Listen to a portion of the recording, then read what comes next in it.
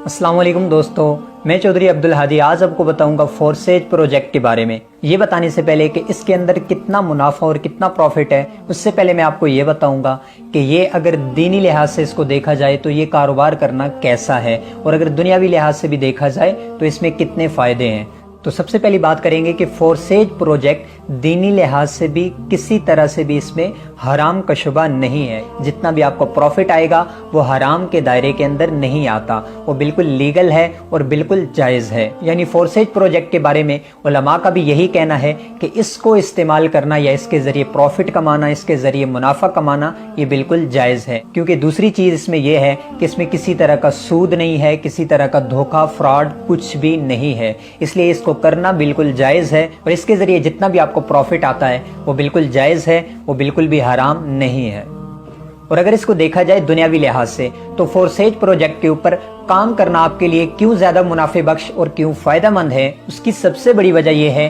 कि ये decentralise project है, ये सेंट्रलाइज नहीं है। सेंट्रलाइज का मतलब ये होता है कि किसी भी कंपनी को ऊपर से हैंडल करने वाला कोई ना कोई एक बंदा बैठा होता है जो जब चाहे इसमें चेंजिंग कर सकता है, जब चाहे इसका प्रॉफिट कम कर सकता है, जब चाहे आपको जिस तरह से चलाना चाहे वो चला सकता है। लेकिन डिसेंट्रलाइज वो होता है कि वो एक दफ़ा जिसने डिज़ाइन कर दिया, जिसने बना दिया, जिसने जो इसका क्रिएटर है उसने एक दफ़ा इसको बना दिया, दोबारा वो खुद भी इसमें चेंजिंग नहीं कर सकता। हैकिंग क्रैकिंग की तो बात फिर साइड पे रह गई, क्योंकि डिसेंट्रलाइज ऐसा प्रोजेक्ट होता है जिसमें आप खुद उस चीज के मालिक होते हैं। आप जिस हद तक अपना कारोबार बढ़ाते हैं उसके आप खुद ही मालिक होते हैं, और इसके अलावा जितना भी इसका प्रॉफिट आता है वो सारा का सारा आपके अकाउंट में आता है, जिसके जरिए मतलब आप इजी पैसा या जायज कैश में उसको फौरी कैश पे हासिल कर सकते हैं। यानी सीधी सी बात यह है कि कोई भी कंपनी आज तक जो काम करती है उसका ऊपर एक ओनर होता है जिसके कब्जे में या जिसके हाथों में